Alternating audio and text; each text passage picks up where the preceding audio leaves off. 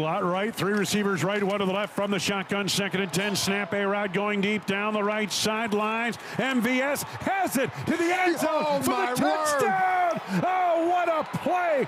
He took it away from Cameron Dantzler. Marquez Valdes-Scantling, 45-yard touchdown reception. Okay, it's time for today's wake-up call presented by Verizon.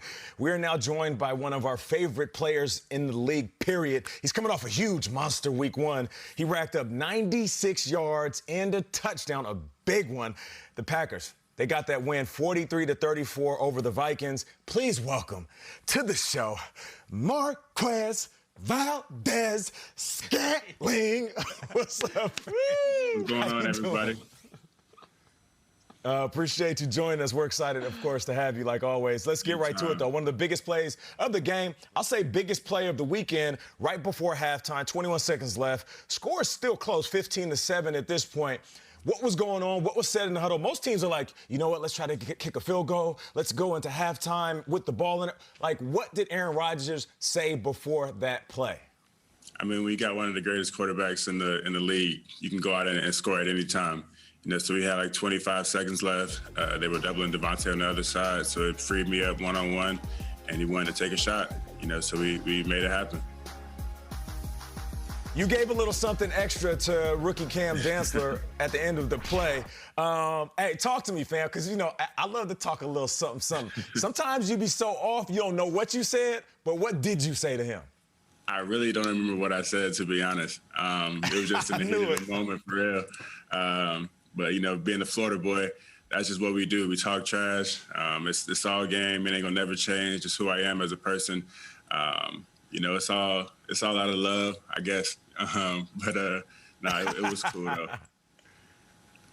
That's what's up. It was the whole emotional experience, Marquez, because you went from talking to him to then just this big bear hug from number 12 on the sideline after the score. And I know that relationship with him, there's a lot of work that's gone into that. And it's been a few years and probably some ups and downs.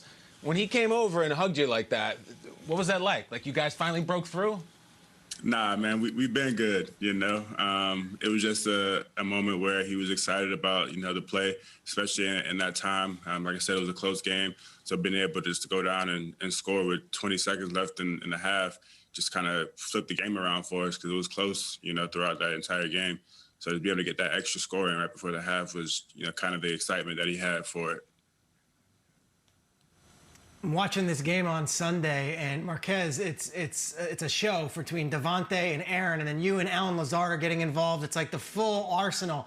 There was a play, though, 3rd and 6, a deep pass. You don't come down with it, and I was fascinated to see how you would respond from it. The next play, next series, 36-yard completion. You keep on moving the chains. Who'd you speak to after that drop? And did Devontae or Aaron come over and say, hey, let's keep it up? I'm always curious how players respond to plays that don't go their way. I mean, it's the NFL. You know, we're human. You're not going to make every single play, even though you want to. And so it's kind of just one of those things where you got to just bounce back. You know, everyone's going to rally around you, especially the guys you're close to. Say, you know, 12's going to say, hey, we need you to make the next play, you know, and you know, Matt's going to come up to you, say it, you know, Devontae and Leah of our room is going to come up and say it, you know, but at the back of your head, you know, you got to go and make those plays. And so you got to have another opportunity that's going to come up, and you got to go make the next one. That's what the league's all about, is just making the next play. Marquez, there was a lot of, I'm going to call it whining this offseason about why didn't they add another wide receiver? They need another wide receiver. You know what I'm talking about. And then Lazard went out there and balled out. You went out there and balled out. How important was you to prove that maybe we don't need to add another wide receiver? I mean, it doesn't really matter, you know what the outside noise say. We're going to always go out and try to prove ourselves right. And that's just kind of what our mentality is. You know, in our entire room, just go out and prove yourself right. Care less about what the people say on the outside. We know what we got in our room, and we know that we're special. So we're going to go out and just continue to make those plays. We can care less about what the outside whiners, as you would call it, will have to say about us. But we're going to go out and just keep playing. All right, so Marquez, you're back home in Green Bay. You're taking on my Lions. They also have a rookie cornerback. And I word on the street is that they're calling him Jeff Okuda Matata.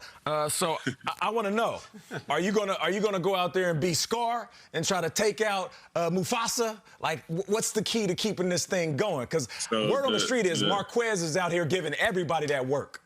I mean, anybody that line up, man, that's the mindset. You know, it don't matter if it's a rookie, a veteran, you know, my mom. It don't matter. Anybody can get it. That's the mindset. That's what we're always gonna go with. That's what's up. So what are you guys gonna do? What's the game plan to kind of keep this thing going in week 2?